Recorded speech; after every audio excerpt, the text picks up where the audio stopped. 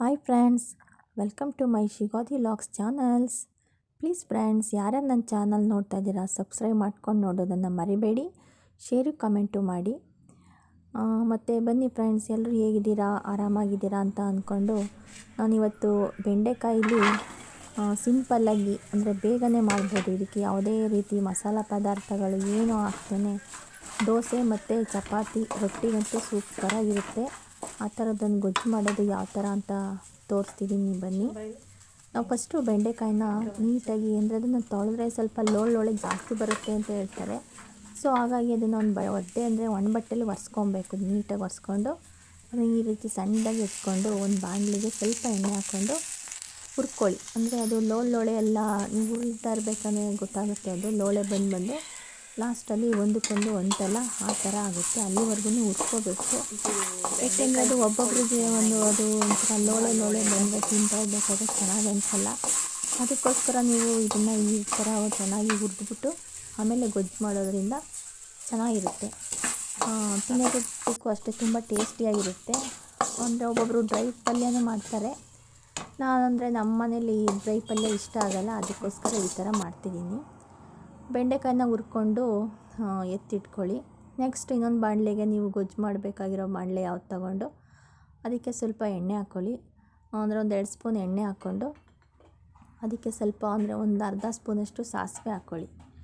ಸಾಸಿವೆನೂ ಎಲ್ಲ ಫುಲ್ಲು ಸಿಡಿದ ಮೇಲೆ ಅಂದರೆ ನೀಟಾಗಿ ಸಾಸಿವೆ ಚಟಪಟ ಅಂತ ಸಿಡಿಬೇಕು. ಅದು ಸಿಡಿಬೇಕಾದ್ರೆ ನೋಡಿ ಎಲ್ಲ ಹೊರಗಡೆ ಆರುತ್ತೆ ಅಂತ ಹೇಳ್ಬಿಟ್ಟು ಅದ್ರ ಮೇಲೆ ಒಂದು ತಟ್ಟೆನ ಮುಚ್ಚಿ, ಏಕೆಂದರೆ ನಿಮಗೇ ಸಿಡಿದ್ಬಿಡುತ್ತೆ. ಅದು ಸಿಡಿದ್ರೆ ನಿಮ್ಮ ಚರ್ಮದ ಮೇಲೆ ಕೂರಿದ್ರೆ ಅದು ಥರ ಗಾಯದ ಥರನೇ ಆಗಿಬಿಡುತ್ತೆ ಹೇಳಬೇಕು ಅಂದರೆ. ಏಕೆಂದರೆ ನಾನು ಎಷ್ಟೋ ಸಲ ಆ ಥರ ಆಗಿದೆ ನನಗೂ. ಕೈ ಮೇಲೆಲ್ಲ ಆರ್ಬಿಟ್ಟು ಒಂದೊಂದು ಸಲ ಡಾಟ್ಸ್ ಥರ ಆಗಿಬಿಡುತ್ತೆ. ಅದಕ್ಕೋಸ್ಕರ ಅಷ್ಟೇ ಈ ಥರ ಮುಚ್ಚಿಬಿಡಿ. ಮುಚ್ಚಿದ ಮೇಲೆ ಅದು ಸಾಸಿವೆ ಸಿಡಿದ ನಂತರ ಅದಕ್ಕೆ ಒಗ್ಗರಣೆಗೆ ಕಡಲೆಬೇಳೆ ಹಾಕ್ಕೊಳ್ಳಿ. ಅಂದರೆ 1 ಸ್ಪೂನ್ ಕಡಲೆಬೇಳೆ ಹಾಕ್ಕೊಳ್ಳಿ. ಅದನ್ನು ಸ್ವಲ್ಪ ಹುರ್ಕೊಂಡು ನೆಕ್ಸ್ಟು ನೀವು ಒಂದು ಈರುಳ್ಳಿ ಮತ್ತು ಒಂದು ನಿಮಗೆ ಎಷ್ಟು ಖಾರಕ್ಕೆ ಬೇಕು ಅಷ್ಟು ಹಸಿರು ಮೆಣಸಿನ್ಕಾಯಿನ ಹೆಚ್ಕೊಂಡು ಹಾಕ್ಕೊಳ್ಳಿ. ಅದಕ್ಕೆ ಅದು ಎರಡನ್ನೂ ಹಾಕ್ಕೊಂಡು ಸ್ವಲ್ಪ ಹುರ್ಕೋಬೇಕು. ಈರುಳ್ಳಿ ಒಂದು ಸ್ವಲ್ಪ ಬ್ರೌನ್ ಆಗೋವರೆಗೆ, ಅಂದರೆ ಅದು ಟ್ರಾನ್ಸ್ಪರೆಂಟ್ ಕಲರ್ ಬರುತ್ತಲ್ಲ ಅಲ್ಲಿವರೆಗೂ ಸ್ವಲ್ಪ ಹುರ್ಕೊಳ್ಳಿ. ಅಂದರೆ ಖಾರನ ಅಷ್ಟೇ, ಇದಕ್ಕೆ ಬೇರೆ ಇನ್ನೇನು ಖಾರ ಹಾಕೋಲ್ಲ. 2 ಮೆಣಸಿನ್ಕಾಯಿ, ಅಂದರೆ ಇದು ಖಾರ ಇದೆ ಮೆಣಸಿನ್ಕಾಯಿ, ಅದಕ್ಕೋಸ್ಕರ ನಾನು 2 ಹಾಕ್ಕೊಂಡಿದ್ದೀನಿ. ಅದಕ್ಕೆ ಒಂದು ಟೊಮೊಟೊ ಹಾಕ್ಕೊಳ್ಳಿ. ಅಂದರೆ ಸಣ್ಣಕ್ಕೆ ಹೆಚ್ಕೊಂಡು ಹಾಕ್ಕೊಳ್ಳಿ ಟೊಮೊಟೊನ. ಒಬ್ಬೊಬ್ಬರು ರುಬ್ಬೋದಕ್ಕೂ ಹಾಕ್ತಾರೆ, ಆದರೆ ಇದಕ್ಕೇ ಹಾಗೇ ಹಾಕಿದ್ರೆ ಚೆನ್ನಾಗಿರುತ್ತೆ. ಅದನ್ನು ಸ್ವಲ್ಪ ಹುರ್ಕೊಂಡು ನಾವು ಹುರಿದು ಎತ್ತಿಟ್ಕೊಂಡಿರ್ತೀವಲ್ಲ ಬೆಂಡೆಕಾಯಿ, ಅದನ್ನು ಅಷ್ಟೇ ಅದನ್ನು ಹಾಕ್ಕೊಂಡು ಚೆನ್ನಾಗಿ ಹುರ್ಕೊಳ್ಳಿ. ಕೆಲವರು ಇದೇ ಥರ ಇದಕ್ಕೇ ಇನ್ನು ಉಪ್ಪು ಮತ್ತು ಕಾಯಿ ತುರಿ ಹಾಕ್ಕೊಂಡು ಡ್ರೈ ಪಲ್ಯ ಅಂತ ಹತ್ಕೊಂಡು ಇದನ್ನೇ ಚಪಾತಿ ಮತ್ತು ರೊಟ್ಟಿಗೆ ಉಪಯೋಗಿಸ್ಕೊತಾರೆ. ಅದು ಅವ್ರಿಗೆ ಚೆನ್ನಾಗಿರುತ್ತೆ. ನಮ್ಮ ಮನೇಲಿ ಡ್ರೈ ಪಲ್ಯ ಅಷ್ಟು ಇಷ್ಟಪಡೋದಿಲ್ಲ.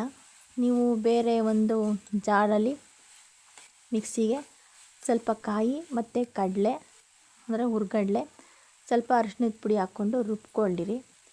ಆ ಮಸಾಲೆನ ಇದಕ್ಕೆ ಸೇರಿಸ್ಬೇಕು. ಇದಕ್ಕೆ ಬೇರೆ ಇನ್ನೇನು ಸೇರಿಸಲ್ಲ ನಾನು ಮಸಾಲೆನ. ನೀವು ಒಗ್ಗರಣೆಯಲ್ಲಿ ಬೆಂಡೆಕಾಯಿ ಹಾಕ್ಕೊಂಡು ಹುರ್ಕೋತಿರ್ತೀರಲ್ವ, ಅದೆಲ್ಲನೂ ಸ್ವಲ್ಪ ಹುರ್ಕೊಂಡು ಅದಕ್ಕೆ ಬೇಯೋದಕ್ಕೆ ಅಂದ್ಬಿಟ್ಟು ನೀರು ಹಾಕಿ ಮುಚ್ಚಿಟ್ಬಿಡಿ. ಚೆನ್ನಾಗಿ ಬೇಯುತ್ತೆ ಅದು. ನೆಕ್ಸ್ಟು ನೀವು ಅದು ಬೆಂದಿದೆಯಾ ಇಲ್ವೋ ಅಂತ ಹೇಳ್ಬಿಟ್ಟು ನೋಡಿ. ಎಲ್ಲ ಬೇಗನೆ ಬೆಂದುಬಿಡುತ್ತೆ, ಒಂದು 5 ನಿಮಿಷಕ್ಕೆಲ್ಲ ಬೆಂದೋಗ್ಬಿಡುತ್ತೆ. ಯಾಕೆಂದರೆ ಹುರ್ಕೊಂಡಿರ್ತೀವಲ್ಲ ಅದಕ್ಕೋಸ್ಕರ ಅಷ್ಟೇ.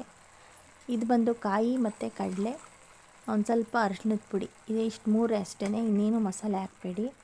ಅದನ್ನು ನುಣ್ಣಗೆ ಹುರ್ಕೊಂಡು ಎಲ್ಲ ಬೆಂದಿರುತ್ತಲ್ಲ ಬೆಂಡೆಕಾಯಿ, ಅದಕ್ಕೆ ಹಾಕಿ ಮಿಕ್ಸ್ ಮಾಡ್ಕೊಳ್ಳಿ.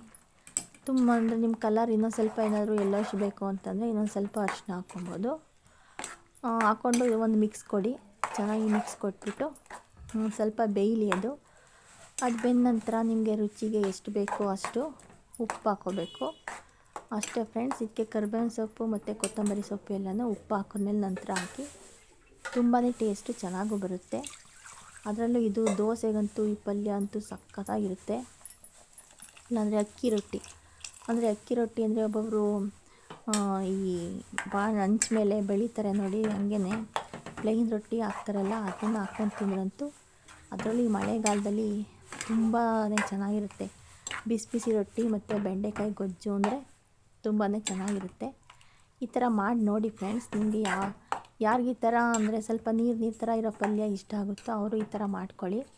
ನಮ್ಗೆ ಡ್ರೈ ಬೇಡ ಅಂದರೆ ಇದೊಂದು ರುಬ್ಬಿರೋದನ್ನು ಹಾಕ್ಕೋಬೇಡಿ, ಹಾಗೇ ಇಡಿ, ತುಂಬ ಚೆನ್ನಾಗಿ ಬರುತ್ತೆ. ನೋಡಿ ಕಮೆಂಟ್ ಮಾಡಿ ಹೇಳಿ.